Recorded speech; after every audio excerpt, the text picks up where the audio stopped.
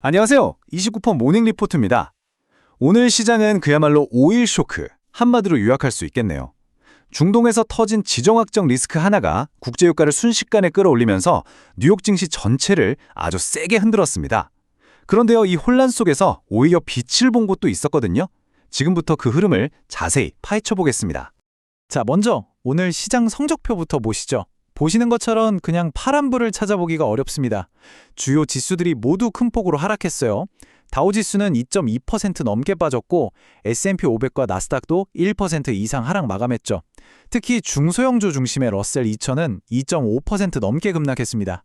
오늘 시장 전반의 매도 압력이 정말 거셌구나 하고 바로 알 수 있는 대목이죠. 네, 오늘 하락은 그냥 단순한 조정이라고 보기엔 좀 어려웠습니다. 시장 외부에서 날아온 아주 명확한 충격, 바로 이 지정학적 리스크가 원인이었는데요.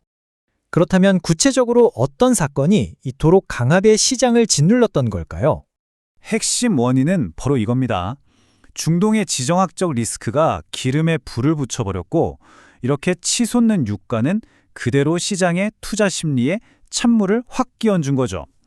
이 연쇄 반응이 오늘 시장 하락의 핵심 시나리오였습니다. 자, 그럼 오늘 시장을 완전히 뒤덮어버린 이 유가 급등이라는 파도, 그 진원지를 한번 깊게 들여다보겠습니다. 대체 무슨 일이 있었길래 시장이 이렇게까지 공포에 떨었을까요? 모든 것의 시작은 이란의 해상 공격이었습니다. 원유 수송의 길목이 막힐 수 있다는 우려가 확 퍼지니까 서부 텍사스산 원유 WTI 가격이 가장 먼저 폭등했고요. 국제 유가의 기준이 되는 브렌트유도 바로 따라서 급등했습니다. 근데 더 놀라운 건 뭐냐면 이게 불과 이번 주 단 며칠 사이에 국제 유가가 20% 이상이나 치솟았다는 사실입니다. 특히 미국 시장의 기준 유가인 서부 텍사스산 원유는요, 하루 만에 무려 9%나 폭등했습니다. 순식간에 배럴당 81달러 선을 그냥 뚫어버렸는데, 이건 인플레이션에 대한 우려를 다시 자극하기에 충분한 정말 엄청난 상승폭이죠. 국제 유가의 기준인 브렌트유도 예외는 아니었습니다. 단숨에 배럴당 85달러 선까지 치솟았어요. 이러니까 이제 시장의 시선은 심리적 저항선인 100달러를 향하고 있습니다. 만약 유가가 정말 100달러를 넘어가면 기업 비용 늘어나고 소비는 줄어서 경기 둔화를 피할 수 없다는 공포가 확산되고 있는 거죠. 그리고 유가 급등에 대한 시장의 반응은 이 숫자 하나로 딱 요약됩니다.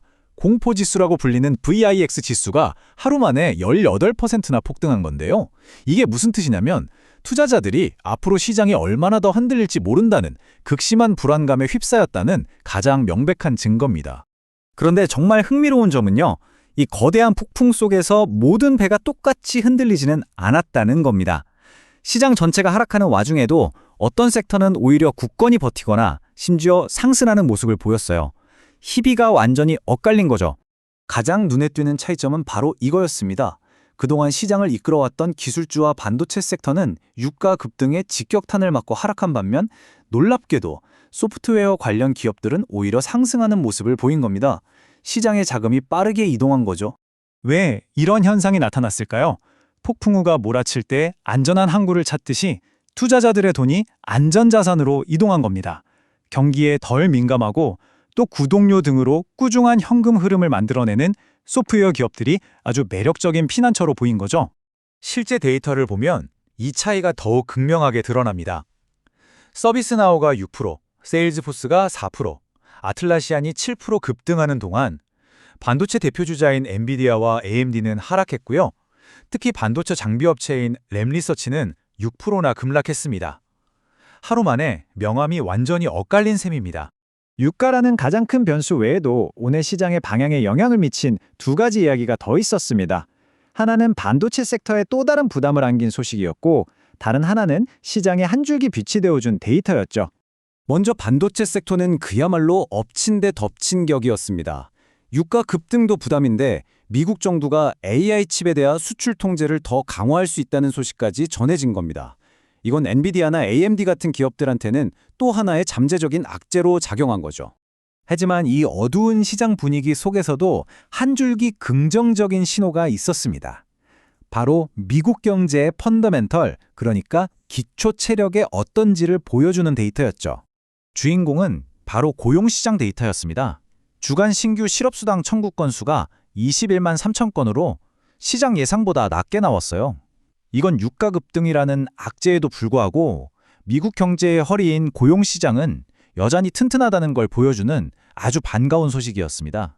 자, 그럼 오늘 시장의 복잡한 흐름을 정리하고 앞으로 투자자들은 이 변동성 속에서 무엇에 집중해야 할지 핵심만 딱 짚어보겠습니다. 오늘 시장을 요약하면 이렇습니다. 첫째, 지정학적 리스크가 유가와 공포지수를 동시에 끌어올렸고요. 둘째, 그 여파로 기술주와 반도체 섹터가 시장 하락을 주도했습니다. 셋째, 하지만 투자자들이 안전자산을 찾으면서 소프트웨어 섹터는 오히려 강세를 보였죠. 넷째, 고용 지표는 긍정적이었지만 진짜 시험대는 곧 발표될 월간 고용보고서가 될 겁니다. 그렇다면 앞으로의 투자 전략은 어떻게 가져가야 할까요? 단기적인 관전 포인트를 세 가지로 정리할 수 있습니다. 첫째, 당연하게도 중동 리스크와 유가 향방이 가장 중요한 변수고요. 둘째, BIX 지수가 보여주듯이 당분간 큰 변동성은 감수해야 합니다. 셋째, 이런 상황에서는 실적이 확실하고 현금 흐름이 좋은, 즉 펀더멘털이 튼튼한 대형 기술주나 소프트웨어 기업 위주로 옥석을 가리는 전략이 필요해 보입니다. 결국 모든 질문은 이걸로 귀결됩니다.